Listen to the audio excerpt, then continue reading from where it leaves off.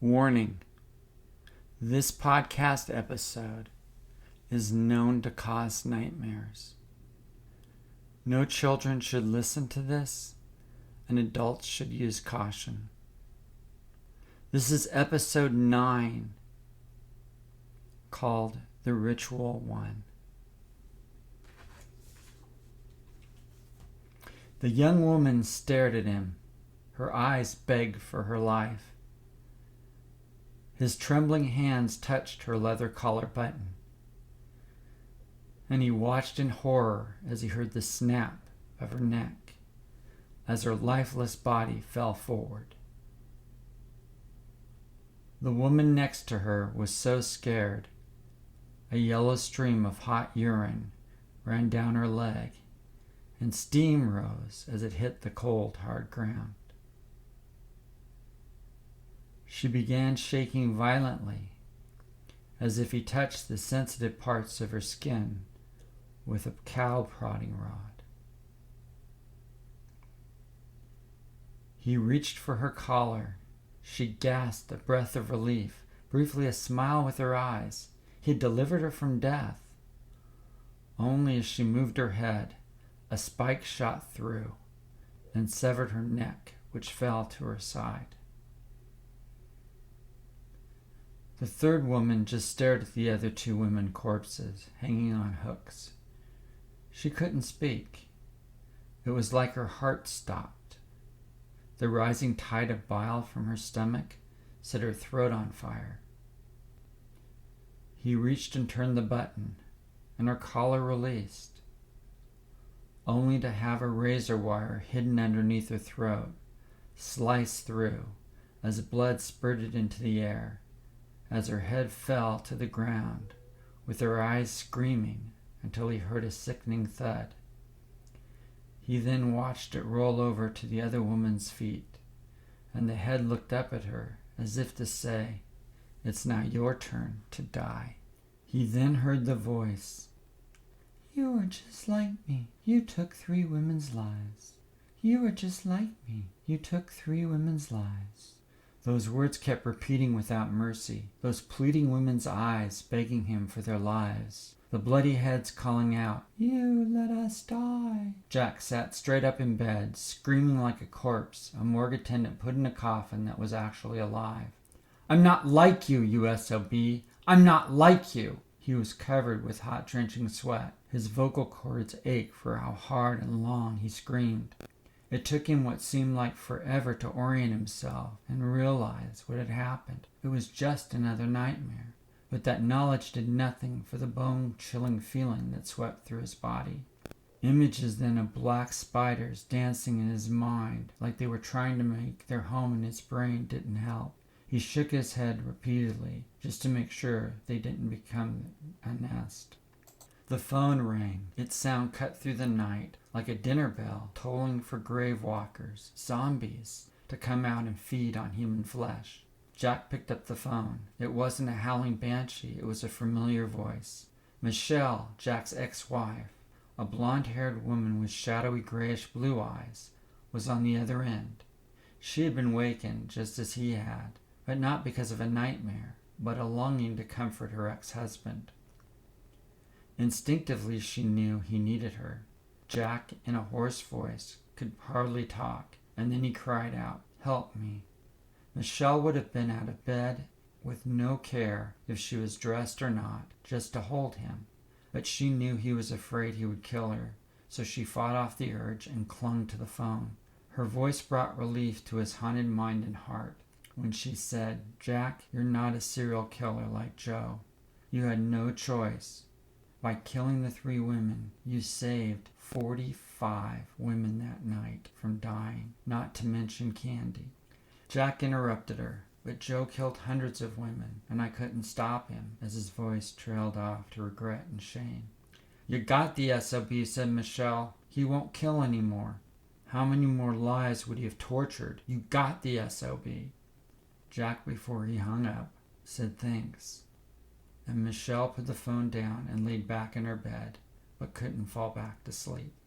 Jack got undressed, took a piping hot shower, toweled off, put on his FBI clothes, fired up the old blue and white trimmed '67 Ford pickup, and headed into town.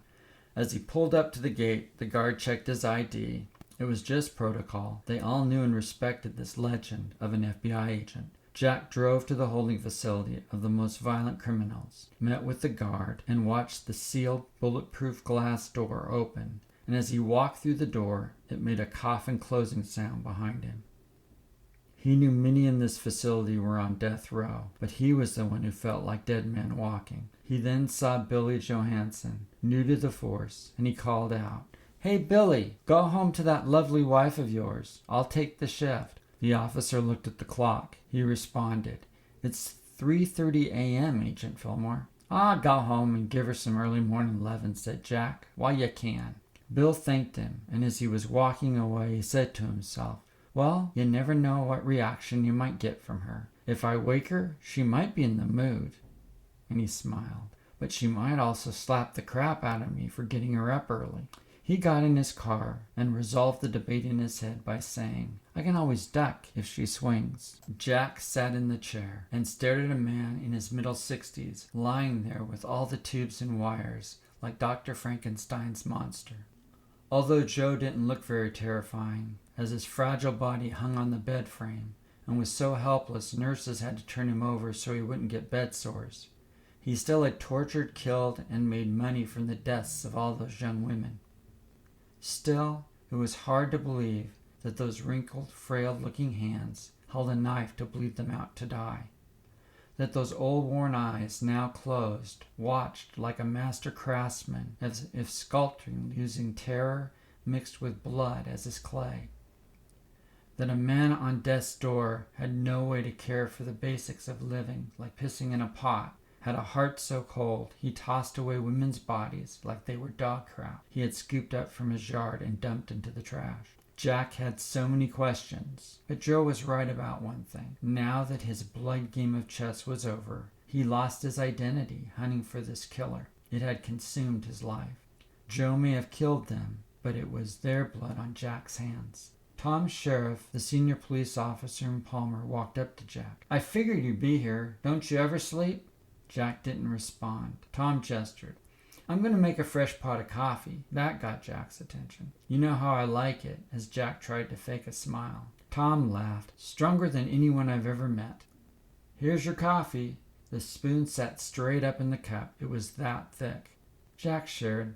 "I don't have time for that weak office coffee. It goes right through you. I do like a pinch between my cheek and gums, so that one cup stays with me all day." Amanda and Misty were clinging to each other. Their friendship was intact. "I need to make this right," said Amanda. Misty agreed. They got into Lindsay's car and both drove over to Dr. Lindsay Scottsdale's apartment complex. "Misty, I want you to stay here and pray for me." Misty thought it would be best if she came with her, but Amanda made it clear that wasn't an option. As much as Misty forgave Amanda for all the torture she put her through and almost killing her, and she knew she'd given her life to Christ, there still was this fear of Amanda. She remembered that scalpel pressed against her heart, her cruel, cold eyes. Those horrible words started to echo again in her ears. "I took everything from you. You will never enjoy sex again, never be a wife, a mother, a grandmother. I took all your hopes and your dreams, and everything you had or ever will be. I made you into a nothing person." Misty remembered Amanda asking her dad why she couldn't strip her naked and expose her to the world, covering her in shame. Misty thought she didn't want to just make her face blush red, but her entire body.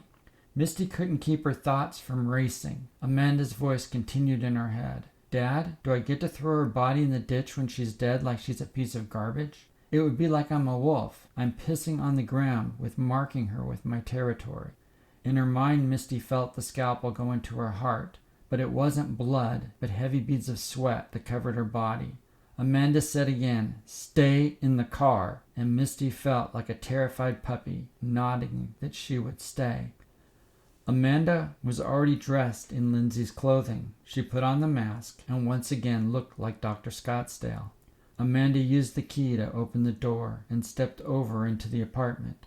Lindsay, a few hours ago, was sitting on the floor in her closet, remembering her lookalike's words. I won't kill you after I kill Misty. I will torture you until you beg me, like a tortured puppy, to die.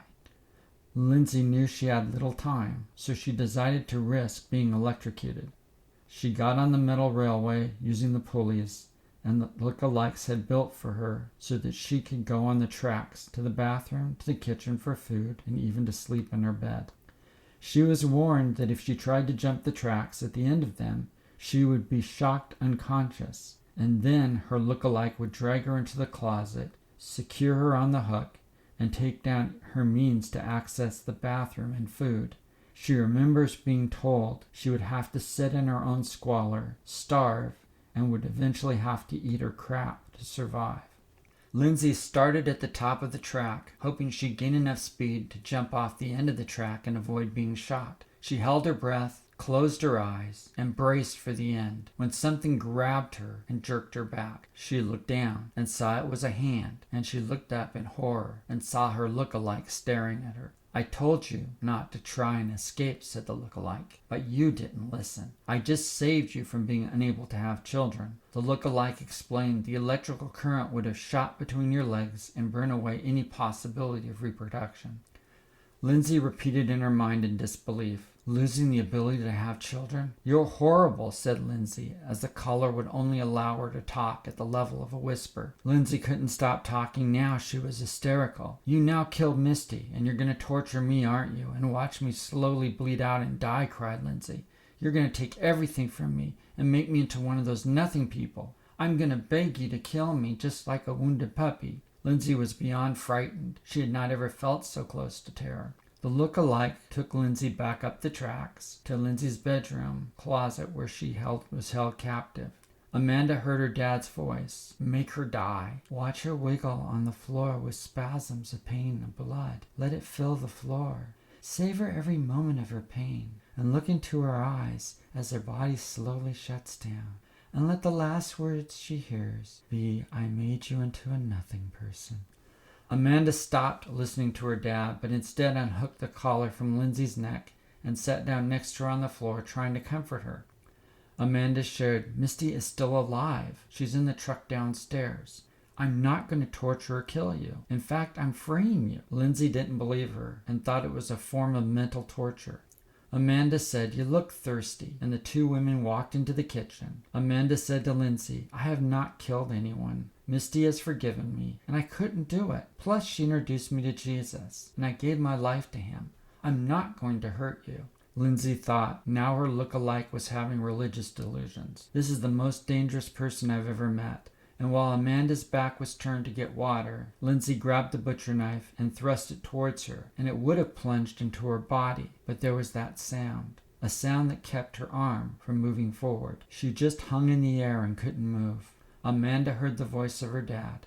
You really are making this quite difficult, aren't you?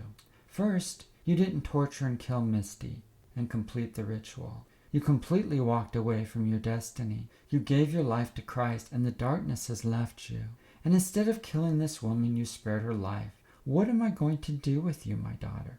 The voice continued. Get in the truck. You had stowed it in the garage and take Misty to the cabin for the ritual. Amanda felt hypnotized by her dad's voice as she walked past Lindsay, whose body went into a free fall and hit the floor. Lindsay couldn't move. The sound continued to echo in her head and kept her pinned to the floor.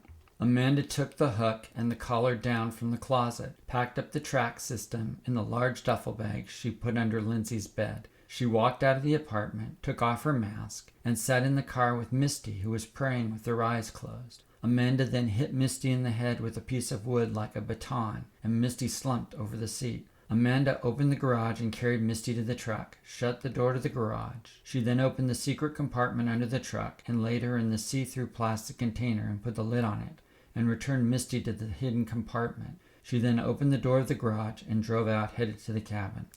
Officer Megan O'Reilly, Officer Valerie Hendershot, and Kathy McDowell arrived at the park the next day as scheduled, and no Dr. Scottsdale or Misty. Candy had called the hospital to visit her yesterday and was informed she couldn't visit Misty that day and just assumed it was because of her trauma work and that she needed to rest. She was unaware just how clever Joe was. He had taught Amanda how to reroute phone calls from her specialized, best encrypted phone money can buy, so she was able to have all the time she wanted to play with her prey. The three women waited. Candy called the hospital and was informed that Dr. Scottsdale did pick up Misty to bring her to the park, but that was yesterday, and told them she would be back tomorrow, as Lindsay had informed them it was part of the therapy and they would stay at the park overnight. Megan looked at the other two women. Well, let's go see Lindsay and see why she changed the plan. They pulled up to Lindsay's apartment and her car was parked outside. They went into her door and knocked, but there was no answer. "This is not good," said Candy. "There's something terribly wrong." Valerie turned the doorknob, which slowly swung open. She walked inside and screamed as blood poured from her leg. The officers backed up from the door. Candy had seen this trap before. There was a razor wire across the threshold of the door. The women stepped over it. Candy immediately started to treat the leg, where the wire sliced through the bone on Valerie's leg. "I got this," said Candy. Megan pulled her gun, slowly walking through the apartment. She entered the kitchen, and she then saw Lindsay's body on the floor, still holding the butcher knife. When she tried to move Lindsay, she started to stab at her, and Megan had to restrain her. Lindsay couldn't speak. She just sat on the floor shaking. Candy had stopped the bleeding from Valerie's leg and let her sit in the chair in the living room. Candy came into the kitchen and knelt beside Lindsay, who just stared straight ahead. Valerie, using the wall to stabilize her, joined them in the kitchen. The women walked with Lindsay and Megan to the police car, and they took her to the women's psych unit. Lindsay was conscious. She watched herself being put into a room, a woman's staff removing her clothes and putting her into a hospital gown. She remembers being lied down. She felt the restraints on her arm, pinning her to the bed. Lindsay analyzed the situation. She knew what was happening to her, but that did her little good. She wasn't able to convey this to her friends. As for the time, she couldn't speak, and her body wouldn't move. Candy said, "I'll stay with her." "No," said Valerie. "I'll stay with her. I'm not going to do either of us much good. But when she comes to, I'll call." "Well, any ideas?" asked Megan. "Yes," said Candy. "I want to go back to Lindsay's apartment." The women searched every room, and Candy noticed in Lindsay's walk-in closet the usual suspect, a small hole there where the hook was anchored. Megan, looking at the floor and the scratch marks on the wall, said, "This looks like someone was held prisoner here." Candy shared she believes Joe is not working alone. Someone is continuing his plan. "Let's check out Lindsay's car," said Megan, and Candy saw the blood on the seat. It took a while before Lindsay could move, but eventually after hours her voice came back in screaming tears. "She's gonna kill me!" Eventually her professional mind was able to focus, and her emotional mind became more under control. Lindsay shared with her friends what happened. Candy and Lindsay hugged. Both knew what life was like hanging on those hooks, and both survived. The blood results came back, and it was just as they all feared. It was Misty's blood. "So who do you think is the Lindsay look-alike? And where is Misty?" asked Megan. Candy shared, "Well, we know there's two suspects. There's Joan, who's Joe's wife, who disappeared, and Amanda, his daughter, who also disappeared. But they might be dead as well, hanging on hooks somewhere." Megan shared, "Well, we don't know that for sure, and if they're alive, I sure want to talk to them. They're our only leads, and one of them may have kidnapped Misty and previously held Lindsay hostage." Joan was relaxing in the cabin, and then walked up to Sasha, who was hanging on the hook. She looked motherly and said, "I don't know about you, dear, but I could sure use a cup of tea." "Tea would be nice," said Sasha. She poured her a cup, and the two women just sat there looking at each other. "What's going to happen to me?" asked Sasha. "You seem to be a nice lady, have crazy daughter, but you seem okay. Will you let me go?" Joan sipped her tea. "Heavens no, dear. The plan was for who you call my crazy daughter to come home and terrorize every cell in your body. But that plan has changed." "I'm going to live," said Sasha. "Oh, of course not, dear. You will die. It just won't be Amanda that will kill you." "Who's going to kill me?" asked Sasha. "Well, me, of course, silly," said Joan, as the blade slashed Sasha's neck. "Let's see, how did Joe explain it? The ritual. Oh yes, keep your eyes open and stab her again." Sasha said, "Please don't kill me," but the scalpel was in his polite mood, and stuck her in the heart. Joan pulled the blade out. There was no clicking sound. She couldn't do the ritual. She looked at the ground. I certainly didn't follow the rules and have no blood on the carpet. She then took a sip of her tea and took the hook out of the wall and placed it in Sasha's mouth and carried her out like a trophy fish getting ready to be weighed. She turned on the other truck and the plastic container dropped down and slid out. She placed Sasha's body in it. Sasha resembled a bled-out fish on a boat. Only Joan was merciful. She hit her in the head so she wouldn't be flopping around, and she died with her eyes wide open staring at Joan.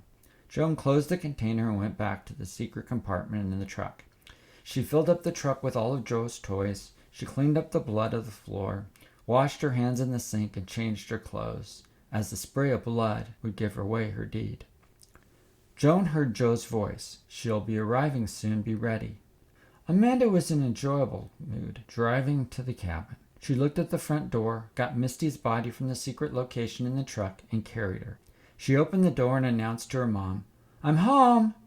Joan was in a delightful mood to see Misty again, and they both put the collar on her and hung her on the hook. Misty still was unconscious, and Joan said, "It's going to be so much fun. I'm proud of you, Amanda." "It's a family tradition," said Amanda, "and Dad can be very persuasive." "Yes, he can, dear," said Joan. "Mom," asked Amanda, "is that blood on the carpet?" Joan looked a little sheepishly at her daughter. "Well, I tried the ritual, and it didn't work, and I got frustrated." "So you killed Sasha?" Amanda asked. "What did her dad think about that?" Joan answered, "He reminded me he would kill me if I was 25. "Well, it's a good thing you're not 25, Mom," said Amanda, and Joan laughed. It was so good to have her daughter back.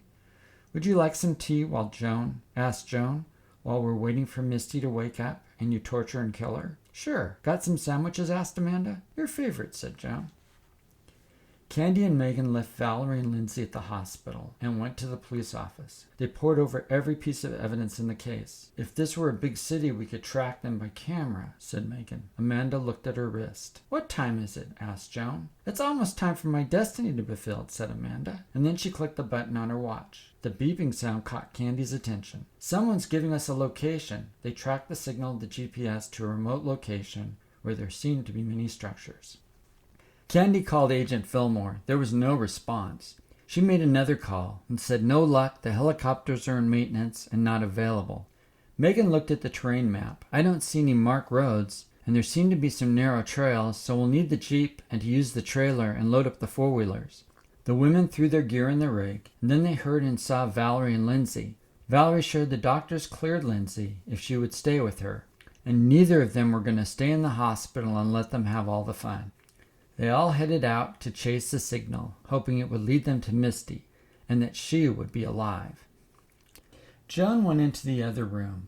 Amanda went up to Misty. "Pretend you're unconscious," she said. "I'm not going to kill you, but my mom's losing her mind." Joan called for her daughter. "Could you come here, please?" Amanda walked into the kitchen, and her mom hit her in the head with a frying pan. When Amanda came to, she was chained to the shower. "Do you really think you could fool your dad?" said Joan. "Well, I may have been fooled. He wasn't. And it's my job to prepare your will for the ritual."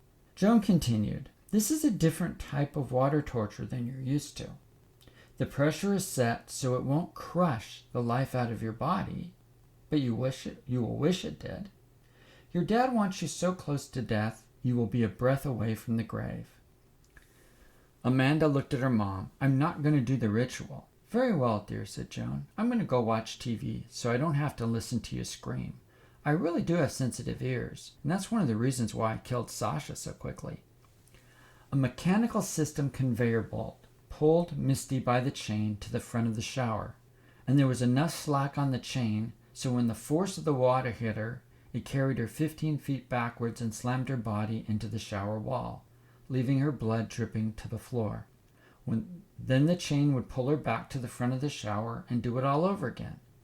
Amanda went through hours of this kind of water torture. She had lost consciousness many times. Joan thought as she was knitting, watching her show, "I hope bashing the back of her head knocked some sense into her. She really was being difficult." Joan finished her program, which was a cooking show contest. She walked downstairs to the shower. Amanda's head and clothes were covered with blood. The shower's floor was crimson red. Joe unchained her part way, and her almost lifeless body fell to the shower floor. Joan left her daughter there until she became conscious. Amanda woke, lying on the floor with the taste of her blood, and spit repeatedly to try to get the taste out. She was shaking uncontrollably, and her head hurt to the point she would have cut it off if she had a knife. Amanda had no strength left. Only the words she could barely say was a prayer. God help me.